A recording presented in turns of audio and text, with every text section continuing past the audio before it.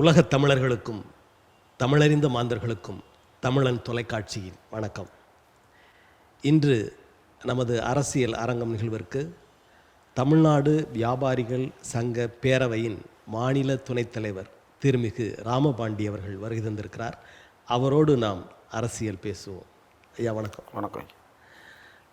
தமிழ்நாட்டில் பொற்காலம்லாம் நிறைய சொல்லுவாங்க. தமிழ்நாட்டை பொறுத்தவரை உங்கள் வியாபாரிகளுக்கான பொற்காலம் யார் ஆண்ட நாட்களிலே அந்த பொற்காலம் இருந்தது? அது இனிமேல் வரலையா? ஐயா, இந்த வியாபாரிகளுக்கு பொற்காலங்கிறது ரொம்ப வருங்காலங்களில் ரொம்ப குறைஞ்சி போச்சு. அதாவது ஒரு காலங்களில் சென்னையில் வந்து அங்கே தென் மாவட்டத்துலேருந்து வட மாவட்டத்தில் சென்னையில் வந்து வியாபாரம் பண்ணுறவங்கள முன்னாடி கலைஞர் பீட்டாக இருக்கட்டும், எம்ஜிஆர் பீட்டாக இருக்கட்டும், இங்கே இந்த சங்கம்னு ஆரம்பிக்கிறதுக்கு முன்னாடி இங்கே நாங்கள் வியாபாரம் பண்ண முடியாத ஒரு சூழ்நிலை இருந்துச்சு. அதாவது 70லேருந்து 80 வரைக்கும் எங்களுக்கு ரொம்ப வியாபாரிகளுக்கு வந்து இங்கே வந்து அதாவது ஊர் விட்டு ஊர் வந்தவன் இந்த வார்த்தைகள்லாம் ரொம்ப சாதாரணமாக வந்துச்சு. இதை வந்து அண்ணாச்சி முத்துக்குமார், எங்கள் மாநிலத்தில் முத்துக்குமார் அண்ணாச்சி சென்னை புறநகர் வியாபாரி சங்கம்னு ஆரம்பித்தாங்க. அது ஆரம்பித்து கொஞ்சம் காலங்களில் அது வெளியே வளரும்போது இந்த வார்த்தைகள் கொஞ்சம் சுருங்குது. அதாவது ஒரு அமைப்பு ஆரம்பிச்சிட்டாங்க, நம்ம யாராவது ஒரு கடையில் போய் நம்ம தகராறு பண்ணால் ஒரு அமைப்பு நம்மளை போலீஸ் ஸ்டேஷனுக்கு நமக்காக வருது அப்படிங்கிறனால அந்த வார்த்தைகள் குறையுது, எங்களுக்கு தாக்கங்கள் குறைஞ்சி வந்துச்சு. ஆனால் இது ரெண்டாவது, இந்த கலைஞர் பீரியடு போய் எம்ஜிஆர் பீரியட் போய் திருப்பி செயலலிதா பீரியட் வரும்போது வியாபாரிகளுக்கு இந்த ரவுடி விஷயம் இல்லாமல் இருந்துச்சு. செயலலிதா ஆட்சியில் வந்து மற்ற அரசியல்கள் எப்படிங்கிறத விட எங்களுக்கு வியாபாரிகளுக்கு இந்த ரவுடி லோக்கல் ரவுடிகள் வந்து எந்த தொந்தரவுமே கிடையாது. மாமூல் கேட்கறது, இந்த சிகரெட்டு கொடு, பீடி கொடு, அந்த எந்த தொந்தரவுமே இல்லாமல் இருந்துச்சு. ஏன்னா அந்த அதாவது மறைஞ்சவங்களானோ இருந்தாலும் அவங்க வந்து ஒரு கட்சிக்கு அப்பாற்பட்டு ஒரு முதலமைச்சருங்கிற முறையில் நான் பாராட்டணும். ஏன்னா ஒரு வியாபாரிகிட்ட போய் ஒரு கட்சிக்காரனோ இல்லை எந்த கட்சிக்காரனாக இருந்தாலும் சேரலாம், அது எந்த கட்சிக்காரனை சேர்ந்தாலும் கடைக்கிட்ட போய் 100 ரூபா மாமூல் கேட்க அன்னைக்கு போய் காவல்துறையில் நாங்கள் கம்ப்ளைண்ட் பண்ணால் அன்னைக்கு காவல்துறை இரும்புக்கரம் கொண்டு அடக்கியது. இது செயலலிதா பீரியட். அதுக்கப்புறம் கலைஞர் வந்த பீரியடில் இது கட்டவிழ்த்து விடப்படுது. ஆமாம், இது கட்டவிழ்த்தப்படுது. இதில் உங்களுக்கு இதுக்கு முதல் நான் இன்னொரு விஷயத்தையும் சொல்லிடுறேன். நான் பரம்பரை திமுககாரன். எங்கள் அப்பா வந்து 1965 இந்திய எதிர்ப்பு அவர் பென்ஷன் வாங்கினார். எங்கள் சொந்த ஊர் வந்து தூத்துக்குடி மாவட்டம், ஓட்டப்படம் தாலுகா, வேப்படை கிராமம். அன்னைக்கு எங்கள் அப்பா ஒரு ஆள், எங்கள் அப்பாவும் எங்கள் அத்தான் அளவணிங்கிறவர் 2 பேர். 84 இந்திய எதிர்ப்பில் நான் மட்டும், எங்கள் ஊரில் வேப்படையில் நான் மட்டும். நாங்கள் பரம்பரை திமுககாரங்க. இருந்தாலும் அன்னைக்கு இருந்த திமுக அன்னைக்கு இல்லைங்கிறது எங்களுடைய ஒரு இது ஆதங்கம்.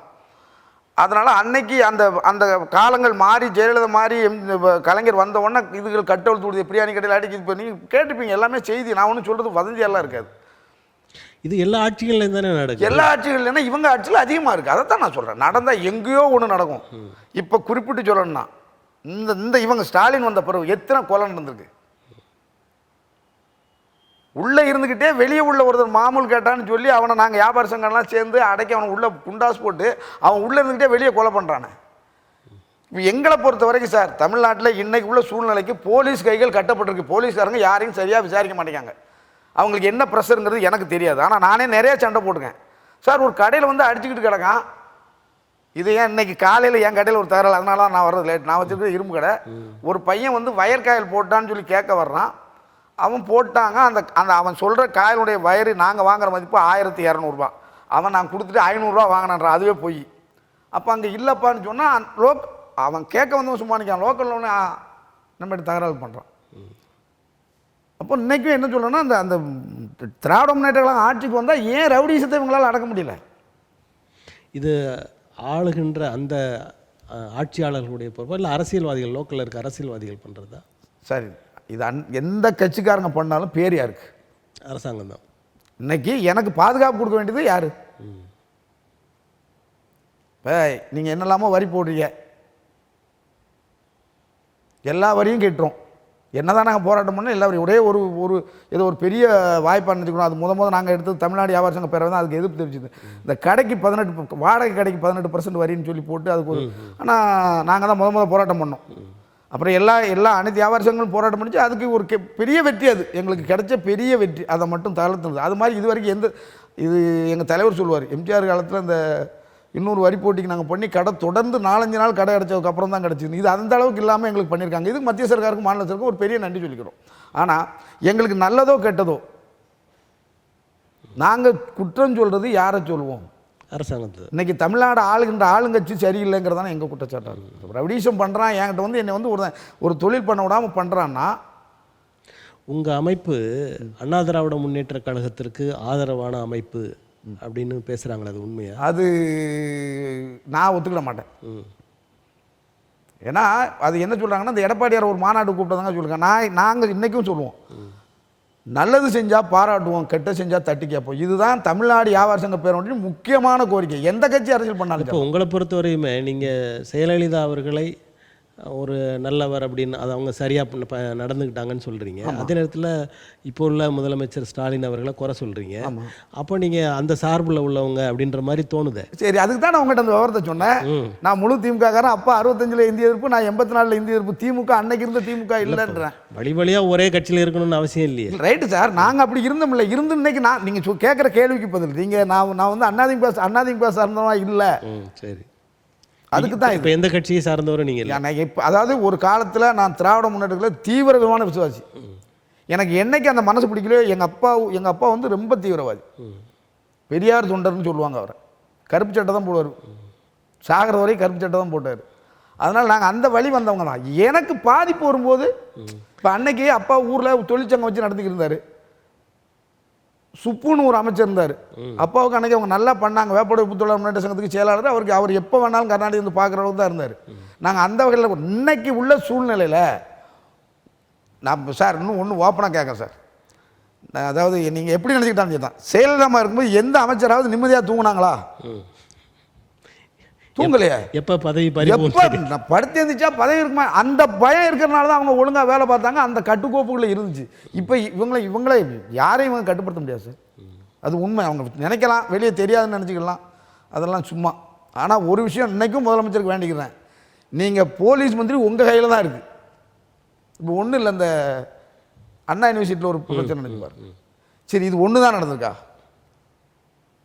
இப்போ ஒரு மனம் இதை விட மோசமாக அண்ணா திராவிட முன்னேற்ற கழகத்தில் அந்த ஆட்சி இருக்கும்போது நடந்தது சார். இப்போ பண்ணதை தான் சொல்ல வரேன் சார். இப்போ அதிமுக மாவட்ட செயலர் போது இந்த இப்போ சமீபத்தில் இந்த அண்ணா நகரில் எங்கேயோ ஒரு இன்னைக்கு செய்தி அது சார். நான் யார் தப்பு பண்ணுறாங்கங்கிறத கேட்கல. நீங்கள் சரியாக இருந்தால் நான் எப்படி தப்பு பண்ணுவாங்க?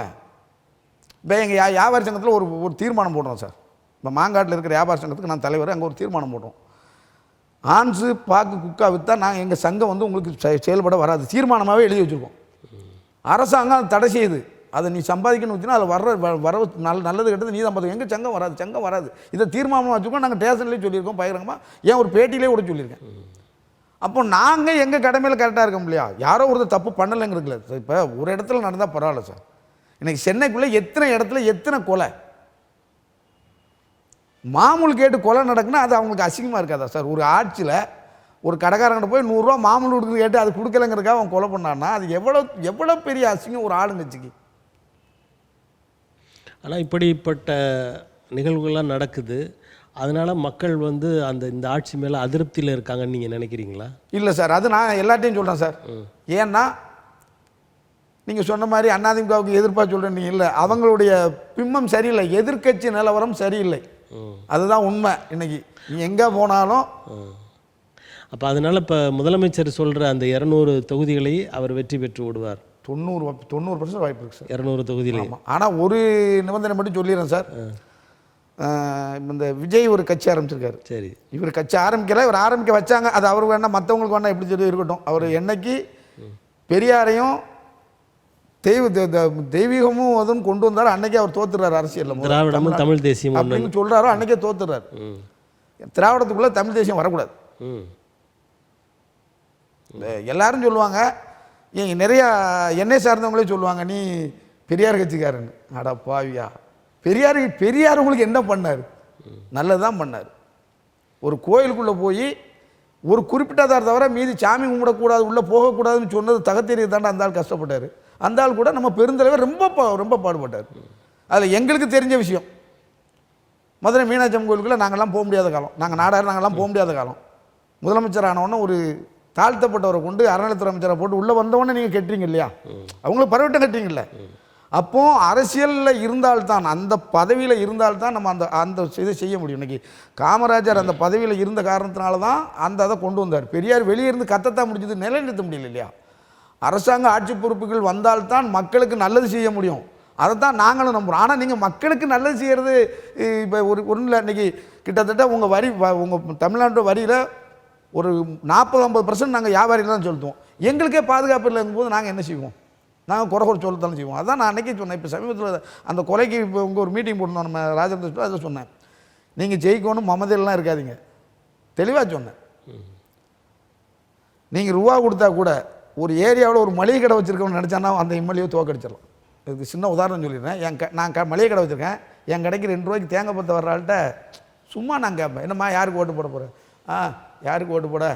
நான் திமுக ஓட்டு போட போகிறேன். ஏம்மா திமுக ஓட்டு போட்டால் இங்கே இப்படி நிம்மதியாக இருக்க முடியாதும்மா, வேறு கட்சிக்கு ஓட்டு போட்டேன். நான் இந்த கட்சிக்கு ஓட்டு போடணும்னு கூட சொல்ல, வேறு கட்சிக்கு நான் ஓட்டு போடணும்னு கூட அவங்க மனநிலையை மாற்றக்கூடிய ஒரு பக்குவம் ஒரு மளிகை கடைக்காரருக்கு இருக்குது. இப்போ எல்லா மளிகை கடைக்கும் மக்கள் வந்துக்கிட்டே இருக்காங்க, குறைந்த அளவு ஆகிப்போச்சு. அதுதான் நிறைய ஆன்லைன் வியாபாரம். அதை தான் சார் இவங்க எங்களை, அதாவது இந்த சூழ்நிலையெல்லாம் கொண்டு தான் அந்த ஆன்லைனில் கொண்டு பூத்துறாங்க. நாங்கள் இப்போ ஒன்றும் இல்லை, நான் ஒரு பொருள் வாங்குறேன்னா, மளிகை கடைக்கு ஒரு பொருள் வாங்குறேன்னா எனக்கு போடுற வரியை விட அந்த ஆன்லைனில் வியாபாரம் பண்ணுறவங்க இந்த டீ மார்ட் போடுற இந்த பெரிய இடங்களுக்கு அந்த வரி போட மாட்டேங்காங்க. இப்போ இவங்க மத்திய சர்க்காரை குறை சொல்கிறாங்க, அதானிக்கு துணை பீட்டியன்னு. நீங்கள் என்ன பண்ணுறீங்க? அவங்க அதானிக்கு துணை பீட்டாங்கன்னா நீங்கள் என்ன பண்ணுறீங்க? டீ மார்ட் போன்ற பெரிய பெரிய நிறுவனங்களுக்கு தான் நீங்களும் துணை போறியா? இந்த லூலு மார்ட் தமிழ்நாட்டுக்கு தேவையில்லையா? நாங்கள் எவ்வளோ போகிறோம். நம்ம இதில் குறிப்பாக அண்ணாமலை ஒரு பெரிய முழு பொய் சொன்னார். பெரிய முழு பொய்யா சொன்னார். அதாவது எப்படின்னா, நம்ம லூலு மார்க்கெட்டை ஆஃப் பண்ணிடுங்க, நான் இருக்கிறது வரைக்கும் ஒரு செங்கலை கூட இது பண்ண விட மாட்டேன் அப்படின்னு. ஆனால் முத வந்தது அவங்க ஏரியாவில், முத வந்தது அவங்க ஏரியாவில். இப்போ மாநில அரசு அதை செய்யுது.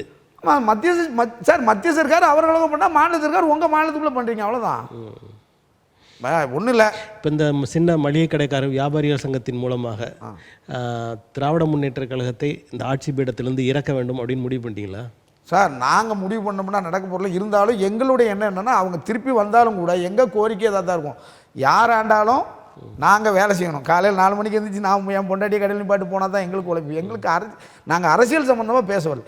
என்னுடைய கோரிக்கை, வியாபாரிகளுக்கு பாதுகாப்பு கொடுக்க முடியாத அரசாங்கம் எங்களுக்கு வேண்டாம்னு நாங்கள் நினைக்கிறது தப்பு இல்லை. சரி, இப்போ இதை இடையில் இப்போ தமிழக வெற்றி கழகம் விஜயை பற்றி சொன்னீங்க. அவர் சிறந்த ஆட்சியை தருகிறேன், இந்த 2ம் ஒன்றுலாம் சொன்னார். நீங்கள் 2ம் ஒன்றும் இல்லைன்றீங்க. இப்போ திராவிடத்துக்குள்ளே தான் தமிழ் தேசியம் இருக்குன்னு சிலர் சொல்கிறாங்க. சார் அது அதாவது அது எப்படின்னா, இப்போ ஒரு விஷயம் சொல்லிடுறேன் மொத்தத்தில். இன்னைக்கு அது எங்கள் தந்தை எனக்கு ஒரு மந்திரம் சொல்லுவார், தமிழ்நாடு ஜனங்கள் செம்பரியாட்டு மந்திரம். அது மொத்த மக்கள் அப்படித்தான் சொல்லுவாங்க. எதுக்குன்னா, எந்த பக்கம் போதும் ஒன்று தலைக்கு வந்து பின்னாலே போயிடுவோம். சரி, விஜய் பக்கம் அந்த மாதிரி கூட்டம் போயிருன்றீங்களா? சார் போனாலும் வாய்ப்பு இல்லை. ஆனால் அன்னைக்கு இருந்த மக்கள் வேற, இன்னைக்கு இருக்கிற மக்கள் வேற. அன்னைக்கு உணர்வுபூர்வமாக ஒரு கட்சின்னா கட்சி சார்ந்து ஓட்டு போட்டான், நடுநிலையால ஓட்டு போட்டான். இன்னைக்கு தப்பே மக்கள் மத்தியில் தான். தெளிவாக சொல்லுவேன், என்னைக்கு ஒருத்தங்கிட்ட நீ 500 ரூபா வாங்கிட்டு ஓட்டு போட்டியோ என் தொகுதியில் இது இல்லைன்னு நீ கேட்க முடியாது. சாதாரண ஒரு பஞ்சாயத்து போர்டு எலெக்ஷனுக்கு எங்கள் வீட்டுக்கு 8500 ரூபா கொடுத்தாங்க சார். எவ்வளவு? 8500 ரூபா. எங்கள் வீட்டில் 4 ஓட்டு நீங்கள் வாங்கிட்டீங்க. எங்கள் வீட்டில் நேரே கொடுக்கல, எங்கள் ஹவுஸ் ஓனர் வீட்டில் கொடுத்த உடனே அவங்க என்ன சொல்லிட்டாங்க, இந்த ரூபாயை கொடுத்தீங்கன்னா இந்த உங்கள் எலெக்ஷன் நடக்காது அப்படின்ட்டு. என்ன அப்படின்னு கேட்டு அந்த ஆள் இந்த துட்டை வாங்கி நேரம் போய் போலீஸ் ஸ்டேஷனில் உட்காந்துருப்போம் அப்படின்னு சொல்லியிருக்காங்க. எனக்கு வரல. ஆனால் என்னை பற்றி கிட்டத்தட்ட என் ஏரியாவில் எல்லாருக்கும் தெரியும் சார். இங்கே இல்லை, நான் ஊரில் இருக்கும்போதும் எல்லா வீட்டுக்கும் எல்லாம் செஞ்சாலும் என் வீட்டுக்கு செய்ய மாட்டாங்க. வாங்க மாட்டான், திட்டுக்கு முடுக்கா திட்டி விடுவாங்க. என்னையை பொறுத்த வரைக்கும் நம்மகிட்ட இருக்கிற ஒரே ஒரு உரிமை அந்த ஓட்டு உரிமை தான் சார். அதையும் வித்துட்டா சார், அந்த 8500 ரூபா வச்சு நான் எத்தனை நாள் சாப்பிட முடியும்? இவங்க 3 வருஷம் ஆட்சி இன்னைக்கு. இவங்க 3 வருஷத்தில் இவங்ககிட்ட போய் நான் எதாவது கேட்க முடியுமா? கேட்டால் ஒரே வார்த்தையா அன்னைக்கு துட்ட வாங்கிட்டு தானே ஓட்டு போட்டா சொல்லுவாங்களா சொல்ல மாட்டாங்களா? இது இந்த மக்கள், இதில் ரொம்ப மக்கள் விழிப்புணர்வு இருக்க வேண்டிய, அதை தான் கேட்குறேன் நான். நீங்கள் யாருக்கு வேணால் ஓட்டு போடுங்க, அது உங்கள் மனச்சாட்சியை பொறுத்து. ஆனால் எவங்கிட்டையும் கை நீட்டி யாசகம் மாதிரி வாங்காதீங்க. அந்த துட்டு உங்களுக்கு எத்தனை நாளைக்கு இருக்கும்? இப்போ ஒரு இந்த டிடிவி தினகர் நிற்கும் போது பெரிய பரபரப்பு வந்துச்சு. 20 ரூபா நோட்டை கொடுத்துட்டு காய்ச்சுன்னு. அதில் சம்மந்தப்பட்டவர் எங்கள் ஊருக்காரரு. அவரை திட்டினேன், உனக்கு இது தேவையா அண்ணாச்சி, இப்படிலாம் செய்வாங்க. அதான் ஏன் அரசியல் சார்? உங்கள்கிட்ட சொல்லியிருக்கேன், நான் திமுகனா எப்படி பார்த்தேங்க, 1965 இந்திய எதிர்ப்பு அப்பா போயிருக்காரு, 84 இந்திய எதிர்ப்பு, அடுத்தாப்புல இலங்கை தமிழர் பிரச்சனை, நெடுவாக நான் என்னுடைய ஹிஸ்ட்ரி எடுத்து பார்த்தா. ஆனால் எங்கள் ஊரில் நாங்கள் உறுப்பினரே இல்லை தெரியுமா திமுகவில். அவ்வளவுலும் களவாணி பொருளாக இருக்கான்.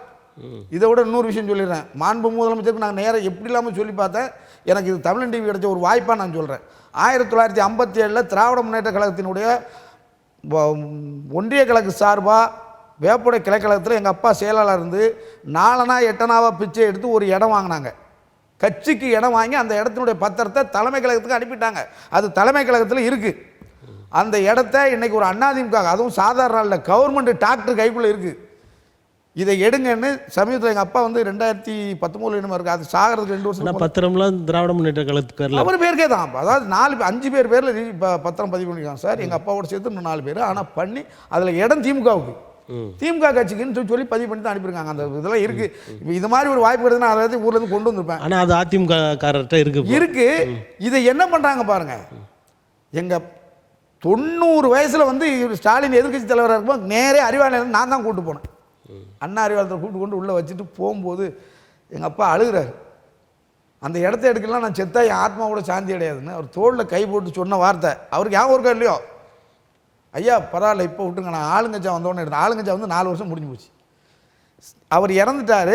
திருப்பி அது சார்பாக நான் ஒரு போராட்டம் வைக்கிறேன். அந்த இடத்த நீ எடுக்கலாம், நான் தூத்துக்குடி இருக்க பெரியார் செல்வம் முன்னால் தீக்குழி பண்ணான்னு.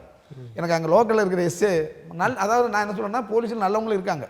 அவர் கூப்பிட்டு சொல்கிறாரு, அண்ணாச்சி உங்கள் ஊரில் 11 கிளைக்கழக செயலாளர் இருக்காங்க. இது கேட்ட கேள்வி. நான் சொன்ன திமுக அன்னைக்கு இருந்து திமுக அன்னைக்கு இல்லைன்னு சொன்னதுக்கு இது ஒரு உதாரணமாக கூட இருக்கட்டும். 11 செயலாளர் இருக்காங்க. ஒரு ஆள் தவிர ஏன் 10 பேர் வரல? அந்த 10 பேரையும் கூட்டுவாங்க, நான் நடவடிக்கை எடுக்கேன். அப்போ நான் சொன்னேன், சார் அப்போ நான் ஏன் இடம்னு போகிறேன், அது உங்கள் சௌகரியம். அவர் சொன்ன வார்த்தை. அப்போ அவர் கடமையில் கரெக்டாக இருக்கு. அவர் கேட்ட கேள்வி கரெக்டு. திமுக இடத்தை மீட்க திமுக காரர்களை வரமாட்டேங்க சார். அவங்களே ஆப்போசிட்டாக எனக்கு சார், நான் எங்கள் அப்பா வாங்கின இடம் அதை தெளிவாக அந்த லெட்டரில் எழுதினேன்.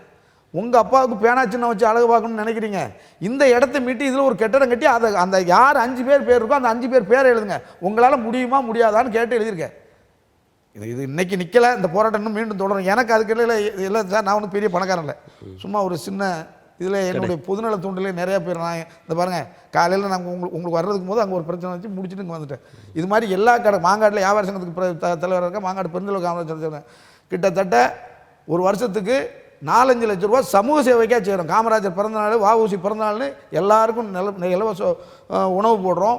இந்த பள்ளிக்கூடத்தில் படித்த பசங்களுக்கு நாங்கள் எங்களால் என்ன முடியுதோ அதெல்லாம் செய்கிறோம்.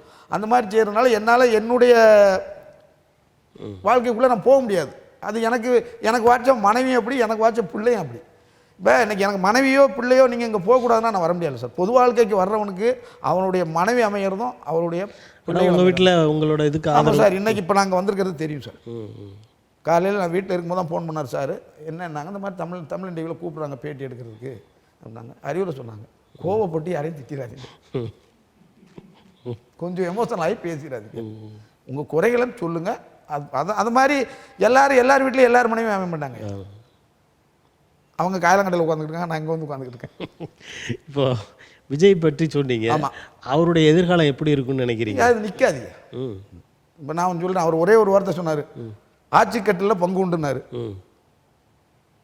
இப்போ ஆட்சி கட்டில் பங்கு கேட்குறது தமிழ்நாட்டில் வேற எந்த கட்சியும் கேட்கல, விடுதலை சிறுத்தைகள் மட்டும்தான் கேட்கு. சரி, அவருக்கு வச்ச குறியாக கூட இருக்கலாம். எல்லாருமே கேட்குறாங்க, நிறைய பேர் காங்கிரஸ்லையும் கேட்க ஆரம்பிச்சிட்டாங்க சார். இன்னைக்கு கேட்குறாங்க இவங்க. அதான் நான் இது வந்து சமயம் பார்த்து சந்தர்ப்பம் பார்த்து அந்த காலத்தில் நாங்கள் என்ன சொல்லுவோம்னா, காங்கிரஸ்காரங்களை நம்ம காதில் உட்காந்து நம்ம தோளில் உட்காந்து நம்ம காற்றை கட்டிடுவாங்க. காங்கிரஸுக்கு நாங்கள் வச்ச பேர் அது தென் மாவட்டங்களில். சரி. ஆனால் இவர் ஆரம்பித்த காலத்தில் அதை சொன்னார்.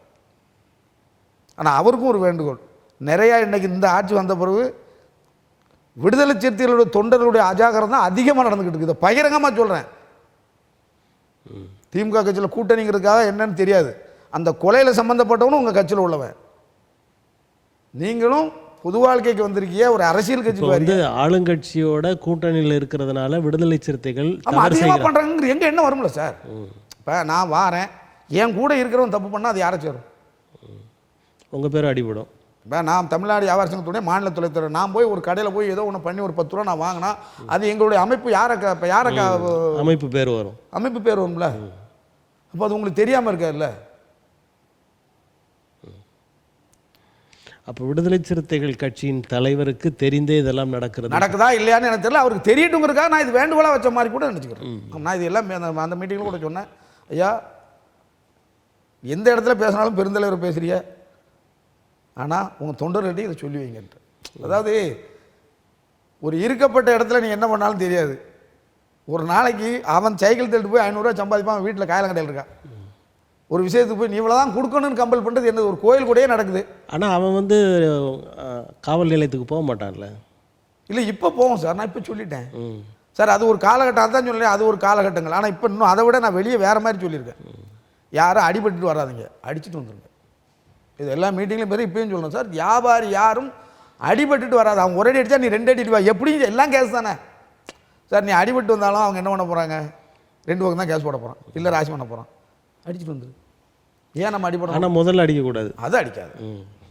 அடியே அடி அவன் அடியாக இருக்கட்டும், 2வது நீ அடி. அவன் ஒரே அடித்தா 2 அடி அடிச்சுட்டு. இன்னொன்று நீ அடித்தா கூட தப்பு உன் மேலே இல்லை. நான் இங்கே வந்து தகராறு பண்ணால் யார் மேலே சார் தப்பு? இந்த டிவியில் எதையோ போட்டிங்கன்னு நான் இங்கே வந்து தகராறு பண்ணால் என் மேலே தானே தப்பு.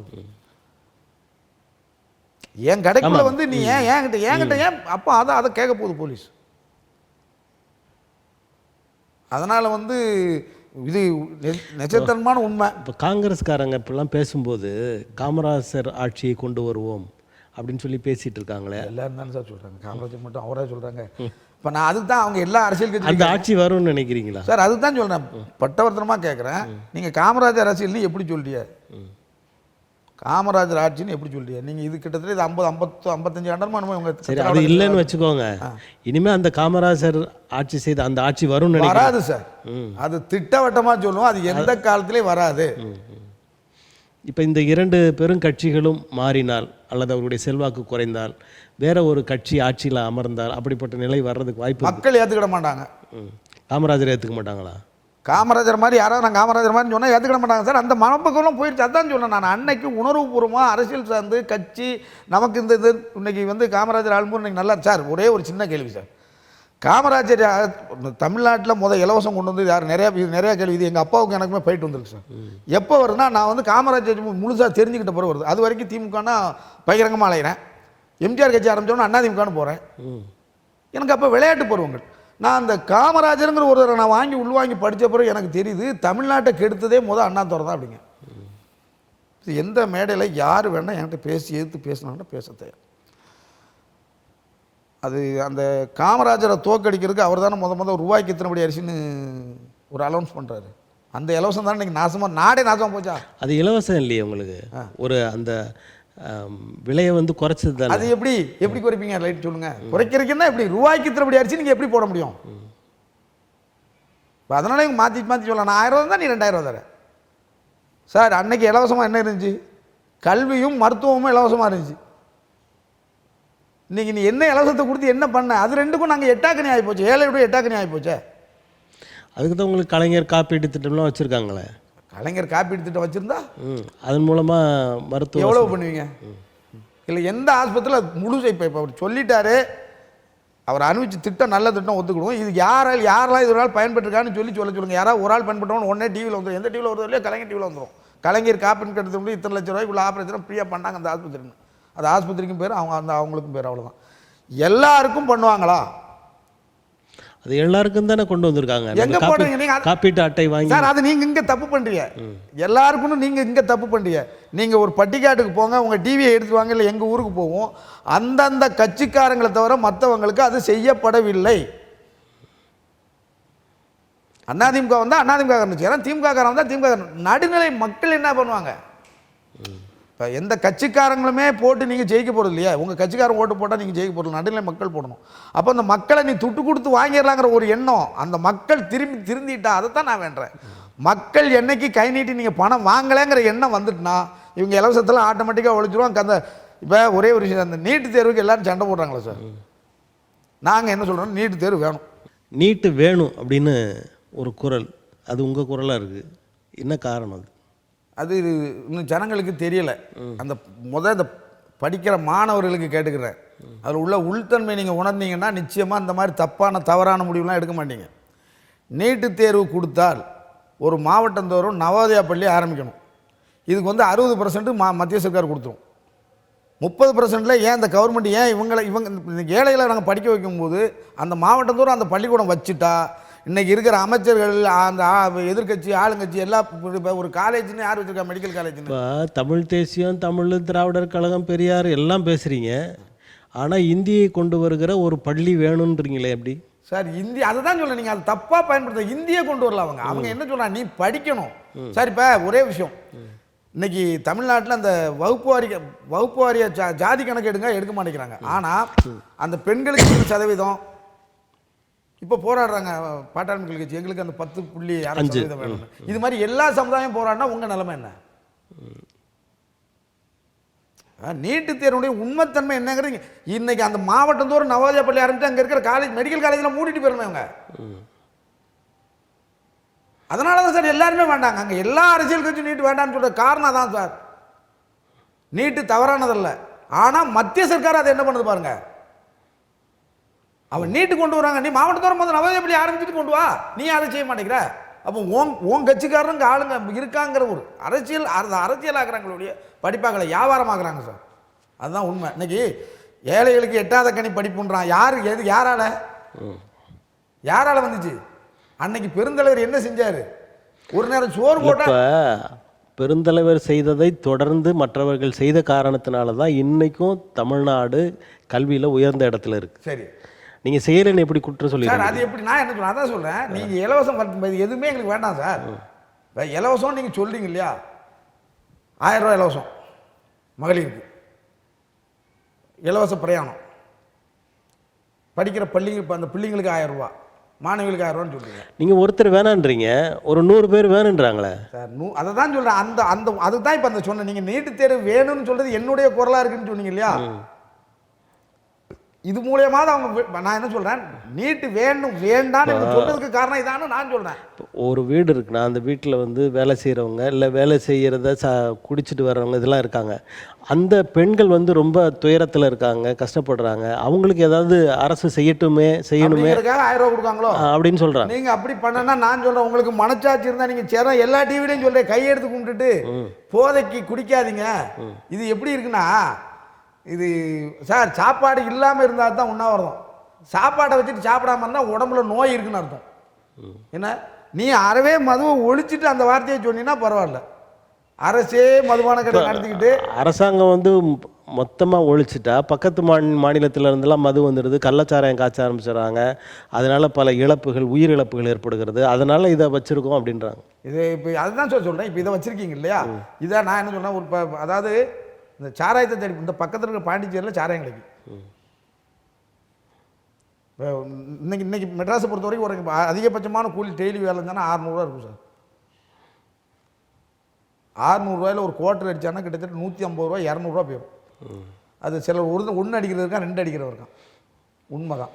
இவன் 600 ரூபாய்க்கு வேலை பார்த்து இந்த 600 ரூபாய்க்கு வேலை பார்த்து 400 ரூபாய் வாங்கிட்ட கொடுத்துட்டு போயிருந்தான். இந்த 400 ரூபாயில் உன்னுடைய கொள்முதல் விலை எவ்வளவு, கவர்மெண்ட்டுக்கு லாபம் எவ்வளவு, பிரைவேட்டுக்கு லாபம் எவ்வளவு. இப்போ பாட்டிலுக்கு 5 ரூபா 10 ரூபாய் வச்சு பார்ல எடுக்கிறாங்க. சரி, இதோட 100 கொடுமை. சரி, நீ ஒயின் ஷாப்பை பாண்டிச்சேரி மாதிரி விட்டுற வேண்டியானே. இப்போ டைம் வச்சுக்கிற மீதி நேரம் அங்கே நடக்காமல் இருக்கா? எத்தனையோ டிவியில் போடுறாங்களா, அந்த புதிய தலைமுறை அதை வெரைட்டி எடுக்கிறாங்க. ஆனால் புதிய தலைமுறை டிவி இந்த இங்கே பாருங்க, இங்கே பார் இப்படி ஓடுது அப்படி ஓடுதுன்னு சொல்லி வெட்டி எடுக்கு. ஏன் நீ ஃபுல்லாக திறந்து விட்டுரு, அந்த காசு கவர்மெண்ட்டுக்காக வரட்டும். இப்போ அது அப்போ நான் என்ன சொன்னேன்னா, கவர்மெண்ட்டும் ப்ரைவேட்டே அனுசரித்து தான் போகுதே ஒழிய ஒரு தனிப்பட்ட நபர் தான் சார் போகுது. இப்போ நான் அந்த பாறை எடுத்துருந்தேன்னா எனக்கு தானே அந்த லாபம். நீ விட நான் என்ன சொல்கிறேன், ஒன்று செஞ்சால் ஒழுங்கா செய்யல, செய்யாத. அது நல்லதாக இருந்தாலும் கெட்டதாக இருந்தாலும் எதாக இருந்தாலும் சரி தான், தைரியமாக அந்த முடிவு எடு. இப்போ ஒரு விஷயம் சார், இப்போ அதாவது எதிர்கட்சிக்கு வந்தவொடனே இவர் சொல்கிறாரு கஞ்சா கலாச்சாரம் அதிகமாகி போச்சு அப்படின்னு இவர் சொல்கிறாரு. சரி, இவர் ஆளுங்கட்சி வந்து அவர் பான் பிராக் கொண்டு உள்ள வந்தார். இன்னைக்கு பான் பிராக் இல்லையா? நான் ஒரே ஒரு விஷயம் கேட்க, நீங்கள் எத்தனை வியாபாரிகளை அந்த பான் பிராக் தான் பிடிச்சிருப்பிய? உங்களால் அந்த வெளிமாநிலத்துலேருந்து வர்றதை உங்கள் இடத்துல பிடிக்க முடியுமா முடியாதா? நீ எல்லா ஏரியாவிலும் செக் போஸ்ட் வச்சிருக்கீங்க. எப்படி சார் கவர்மெண்ட்டை மீறி வருது? ஒரு கவர்மெண்ட்னா நீ எல்லாத்தையும் கண்காணிக்கணும். இப்போ பக்கத்து மாதம் சொன்ன மாதிரி பக்கத்து மாநிலத்துக்கு விட்டுருங்க. இல்லைண்ணா இப்போ அந்த பிராந்தி குடிச்சு சாவாதவன் பான்பரா போட்டு செத்துருவான்னா அது எப்படி ஒத்துக்கிடுவாங்க எல்லாரும்? நான் இப்போ நியாயமாக கேட்குறேன். சரி, அப்படி பார்த்தா இன்னைக்கு கஞ்சா உண்மையிலே இன்னைக்கு கஞ்சா போதும் அதிகமாக இருக்குது. பயங்கரமான கஞ்சா நடமாட்டம் இருக்குது. அது எப்படி வருது? என்ன சார் எங்கே போறிய? என்னமோ ஒரு புதுசாக ஒரு பேர் சொன்னாங்க, மெத்தன்லாலா, மெத்தடைன். அதை யார் போலீஸ்காரரே எடுத்துருக்காரு. இது எங்கே சார் போய் சொல்கிறது? அப்புறம் எப்படி நாங்கள் சொல்கிறது தப்புன்னு சொல்லியே? நாங்கள் என்ன சொல்கிறோம்னா, கவர்மெண்ட்னா எல்லாத்தையும் கண்காணி. வெளிநாட்டிலேருந்து வர்றது எந்த பொருள் நமக்கு வேணுங்கிற பொருள் இல்லையா, ஃப்ரீயாக விட்டு எல்லாத்தையும். சார் இதில் இப்போ ஒன்று சொல்கிறேன், இதில் இந்த பான் பிராக் இவங்க என்னைக்கு தடைன்னு சொன்னாலும் அன்றைக்கி ஒரு வியாபாரி சம்பாதிச்சிக்கிட்டே இருந்தான். அதனால தான் அவங்க அதில் நிறையா போனான். சாதாரணமாக விட்டால் அது 5 ரூபாய்க்கு 6 ரூபாய்க்கு விற்றாங்க. அது நிறைய கடைக்காரன் விற்க மாட்டான். இதுகள் உள்ள பிடிச்சி ஆவரம் 10 பைசா லாபத்துக்கு நம்ம இப்போ நிறைய கடைகளில் பீடி சீட் விற்கிறது இல்லை சார். உண்மையில் நிறைய கடைகளில் பீடி சீட் இருக்குது. இந்த லுல்லே வேண்டாம், நேரம் 5 பைசா 3 ரூபாய்க்கு 10 ரூபாய்க்கு வியாபாரம் பண்ணால் 4 கிடைக்குன்னா வேண்டான்டுவான். நீ இருக்க அதனுடைய லாபம் உனக்கு அதிகமாகுது. 10 ரூபாய்க்கு விற்ற பொருள் 40 ரூபாய் ஆகுதுன்னா அப்போ கவர்மெண்ட் பண்ணுற தப்பு தானே, அது வியாபாரி பண்ணுற தப்பு இல்லையே. நீங்கள் ஒன்று மொத்தமாக தடை பண்ணிடு, இல்லையா ஃப்ரீயாக விட்டு. இப்போ உங்களுடைய அமைப்புகள், அதாவது வியாபாரிகள் சங்கம் வந்து நிறைய வியாபாரிகள் சங்கம் இருக்குது. சில வியாபாரிகள் சங்கம் இந்த ஆட்சிக்கு ஆதரவு அளித்து அவங்க மூலமாக பெரும் பயனையெல்லாம் அடைகிறாங்க. அவங்களையெல்லாம் நீங்கள் வந்து இது சரியில்லைன்னு சொல்ல மாட்டீங்களா? ஏன் சார் நாங்கள் சொல்லியிருக்கோம் சார். சொல்லலைலாம் சொல்லக்கூடாது, பகிரங்கமாக மேடையிலே பேசியிருக்கோம்.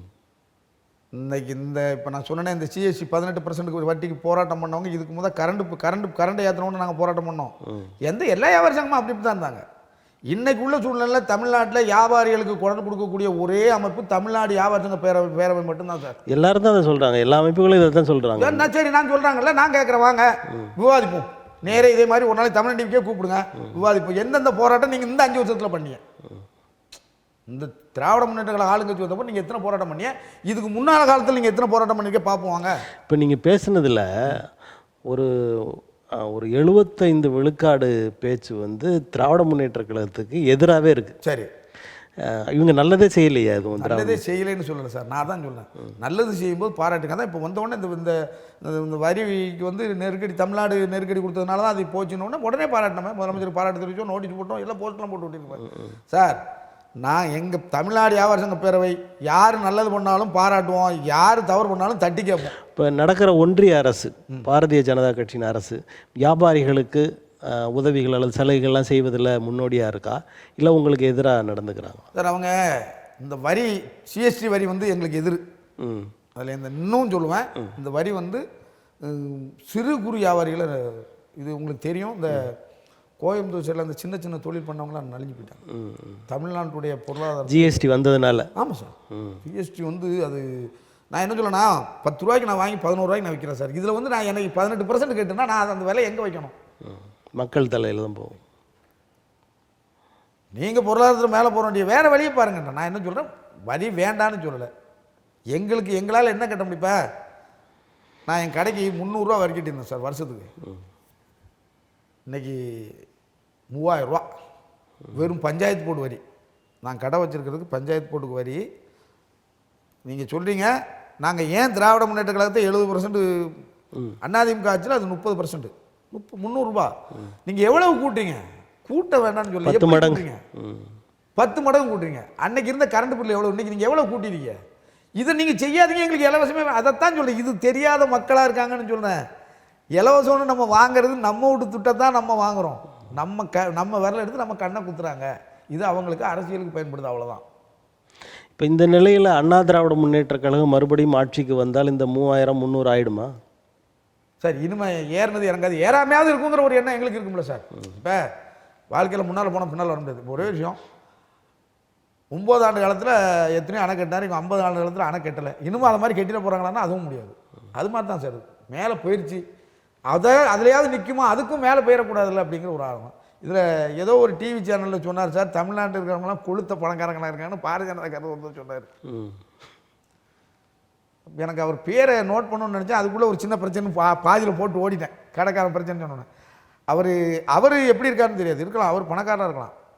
நீங்கள் மேலே உட்காந்துக்கிட்டு இருக்கீங்க, கீழே வா, என்னுடைய அடித்தட்டுக்கு வா. என் கடையில் வந்து ஒரு மளிகை கடைக்காரனுக்கு தெரியும் சார், இந்த தெருவில் எத்தனை பணக்காரன் எத்தனை ஏழை, என்னால் கணக்கு சொல்ல முடியும் சார். அவரால் சொல்ல முடியுமா? அவர் வார்டு மெம்பராகவே இருக்கட்டும், அங்கே சொல்ல முடியுமா? முடியாது. ஏன்னா ஒரு அளவுக்கு உள்ளவங்க 25 கிலோ அரிசி மூட்டை எடுத்துக்கிடுவாங்க, கீழே உள்ளவங்க 10 கிலோ 5 கிலோ வாங்குவாங்க.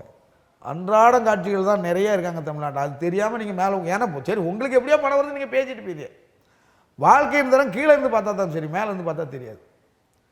இப்போ தமிழ்நாட்டில் தமிழ் தேசியம், அப்புறம் இந்திய தேசியம், திராவிடம், இந்த மாதிரியான கொள்கைகள்லாம் இருக்குது.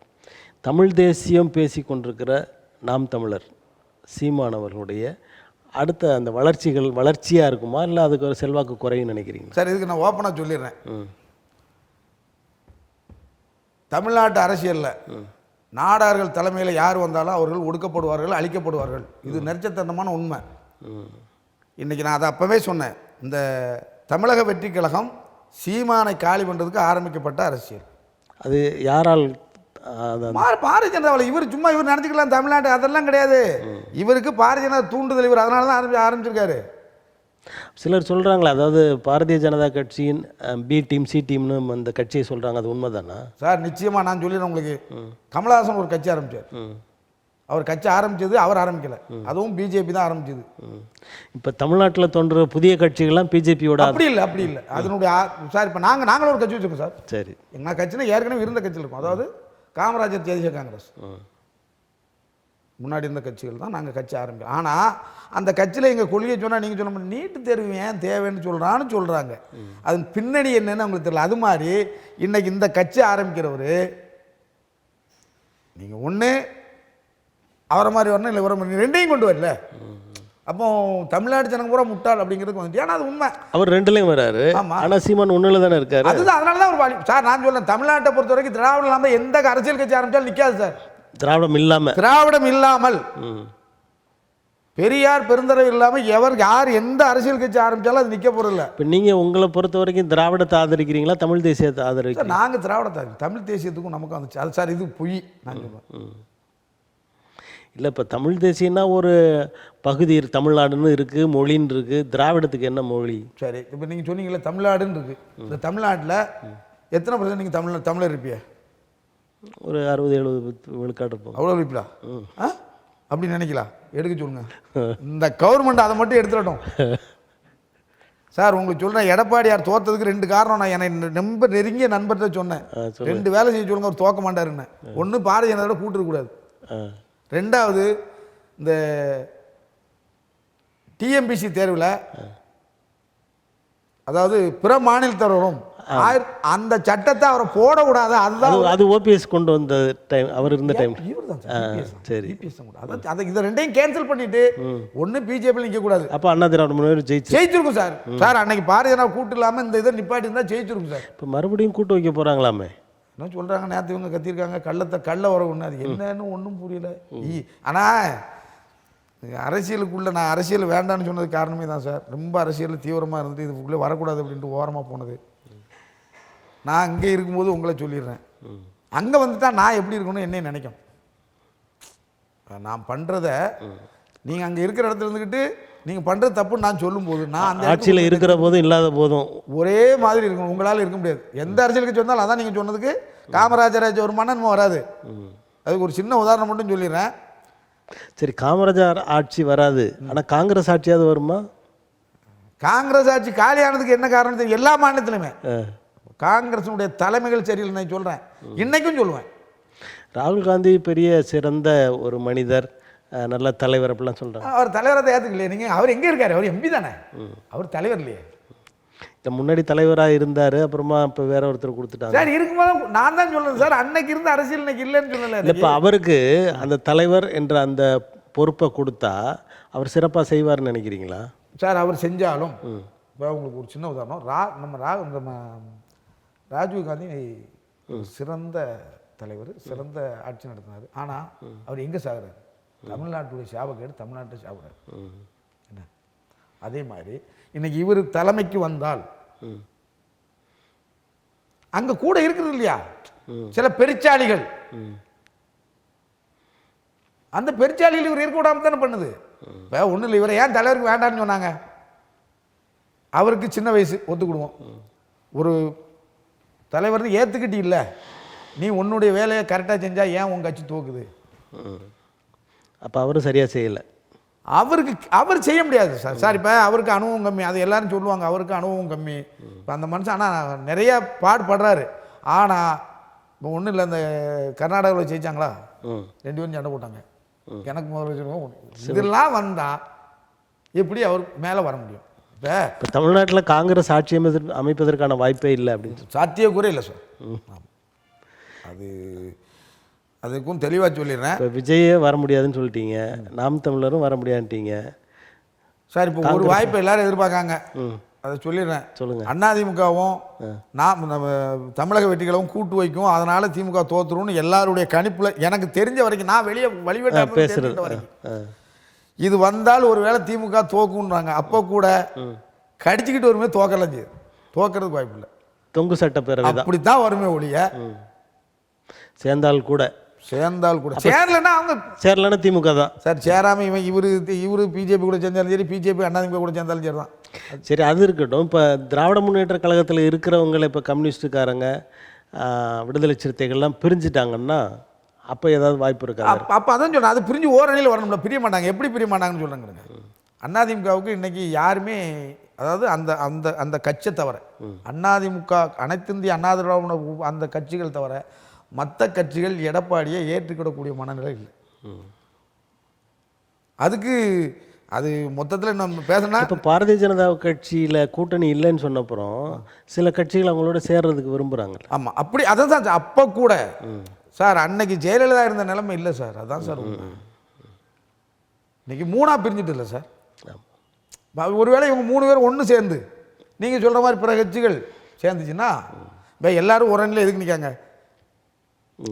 இப்போ அடுத்த முறையும் ஆட்சியில் திமுக தான் அமரும் என்ற நிலையில் கூட நீங்கள் அதை பற்றி யோசிக்காமல் திமுகவையே குறை சொல்கிறீங்க. எனக்கு சார் நான் என்ன சொல்கிறேன், நான் போய் என் பிள்ளைக்கு வேலை கொடுன்னு கவர்மெண்ட்டில் கேட்க போகிறதில்ல, என் பிள்ளைக்கு சீட்டு கொடுன்னு நான் கவர்மெண்ட்டில் கேட்க போகிறதில்ல, எனக்கு நல்லது செய்யணும் போய் எந்த எம்எல்ஏ எம்பிட்டையும் போய் நிற்க போகிறதில்ல.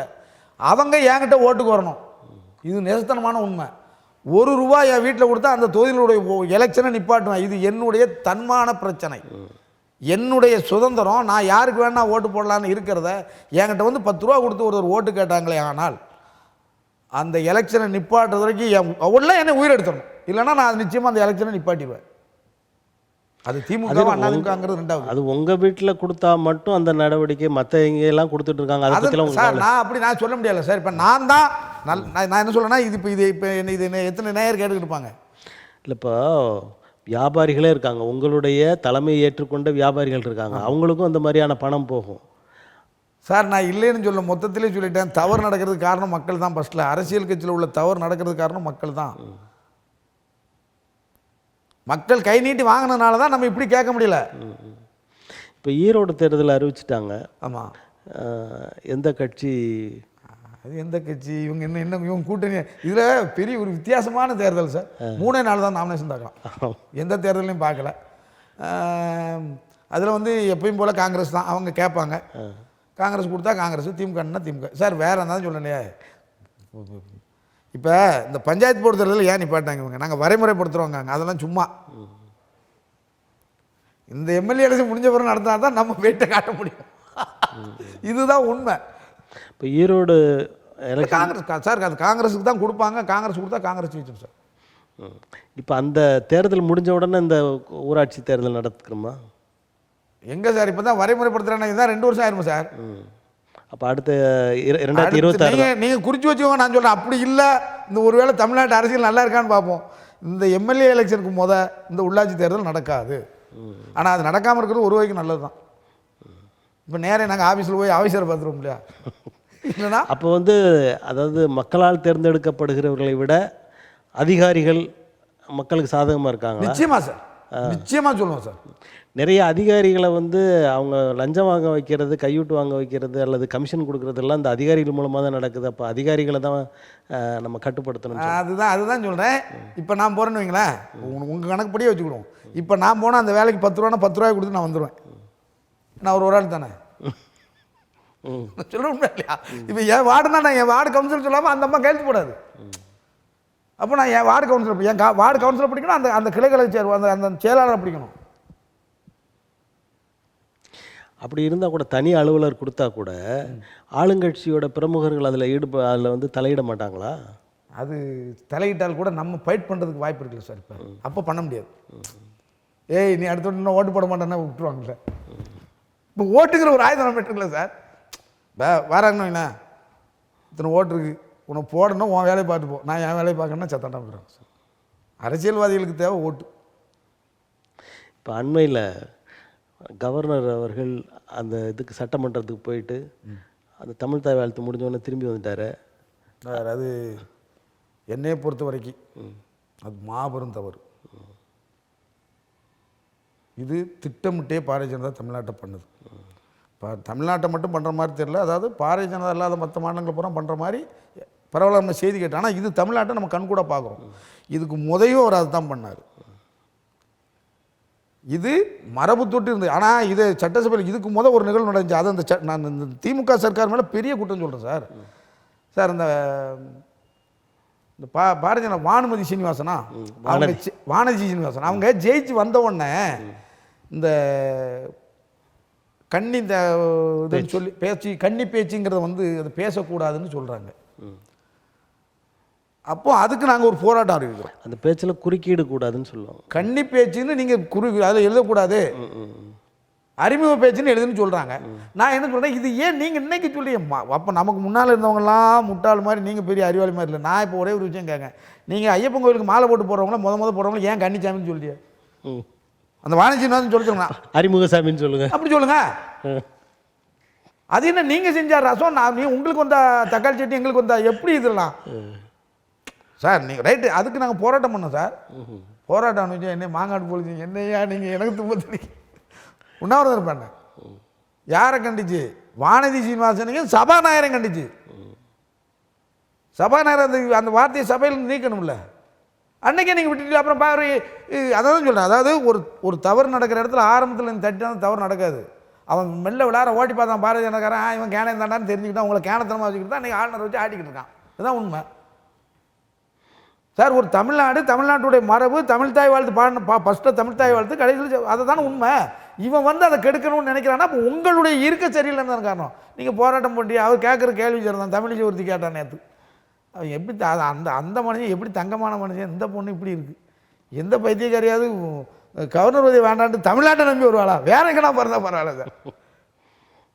இல்லை தலைமையில் அவங்க சொல்லும் போது இவங்க என்ன பண்ணுவாங்க? அதை தான் இவங்க சொல்கிறேன்னு உங்களுக்கு புரியலை. உங்களை காலி பண்ணுறது அவன் தான். இப்போ ஒன்றும் இல்லை சார், தமிழிசை தலைவராக இருக்காங்க, தலைமையை மாற்றணும், அதனால் கவர்னர் ஆக்கிட்டாங்க. ஆமாம், கவர்னர் ஆகிட்டு மறுபடியும் தூக்கி போடுறாங்க. இப்போ அது இன்னும் நிறையா பேருக்கு தெரியாது, என் நண்பர்களுக்கு நான் நிறைய அனுபவிச்சவன். ஐயா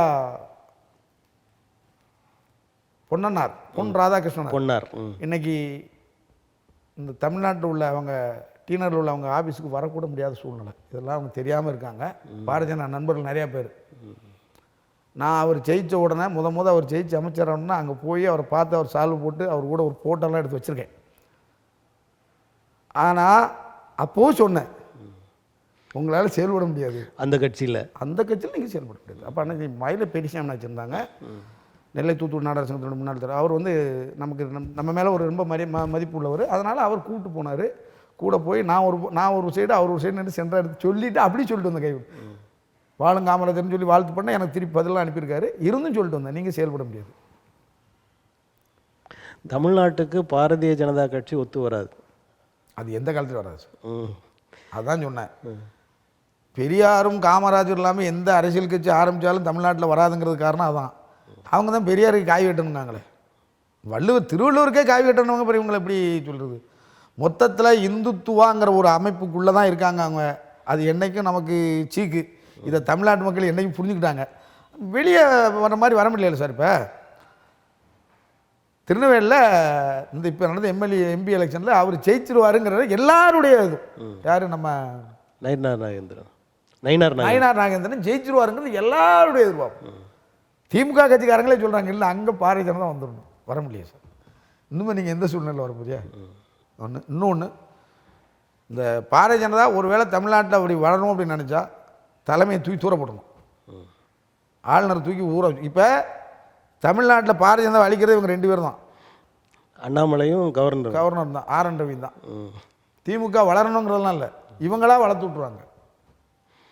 திமுக வளர்ந்த நிலையில் தானே இருக்குது. 40க்கு 40 அவன் சார் எங்கே என்ன பேசணுமோ அதை பேசிட்டு பேசாமல் இருக்கணும் சார். தேவையில்லாத இடத்துல தேவையில்லாத பேசக்கூடாது.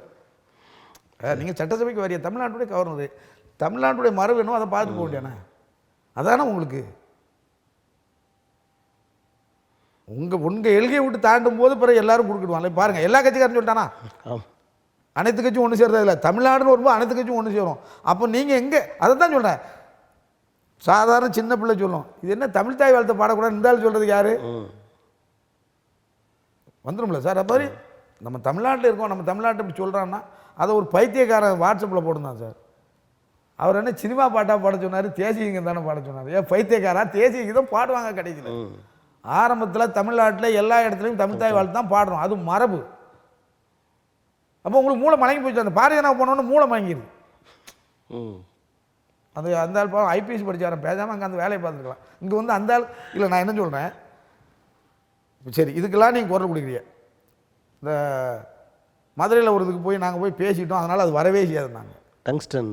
ஆமாம், இன்றைக்கி நேற்று பூரா பேர் மொத்த பேர் யாரும் எந்த அரசியல் கட்சியுமே இல்லையா, மக்கள் தான். இப்போ உனக்கு சொல்கிறேன், பாரதிய ஜனதாக்காரங்களுக்கு சொல்கிறேன், நீங்கள் நினச்ச பழைய மக்கள்லாம் இல்லை இப்போ தமிழ்நாட்டில். ஒரு பக்கம் அப்படி இருந்தாலும் உணர்வுன்னு ஒன்று வரும்போது ஜல்லிக்கட்டு பிரச்சனை ஞாபகம் வச்சுக்கோங்க, அது என்னைக்கும் தமிழ்நாட்டில் மாறாது. இன்னைக்கு இல்லை, என்னைக்குமே தமிழருக்கோ தமிழ்நாட்டுக்கோ பிரச்சனை வருமே, ஆனால் அரசியல் கட்சிக்கு அப்பாற்பட்டு பொதுமக்கள் ஒன்று சேர்ந்துருவாங்க, அது ஒன்று சேர்ந்துடும். அதில் எந்த காலத்திலும் நீங்கள் இங்கே வந்து உங்கள் அது கால் உணரணும்னு நினைக்காதீங்க. தவறான கொள்கையோடு இங்கே வர முடியாது. நன்றி. உங்களது கருத்துக்களை தமிழன் தொலைக்காட்சி வேளா மக்களுக்கு தந்தமைக்கு எங்களது நன்றி. நன்றி. தமிழன் டிவி தொலைக்காட்சி நண்பர்கள் அனைவருக்கும் என்னுடைய மனமார்ந்த நன்றியை தெரிவித்துக்கிறேன். இனிய பொங்கல் நல்வாழ்த்துக்களையும் கூறி வாய்ப்புக்கு நான் நன்றி அளித்த தமிழன் டிவிக்கு மனமார்ந்த நன்றி கூறி விடைபெறுகிறேன். நன்றி, வணக்கம்.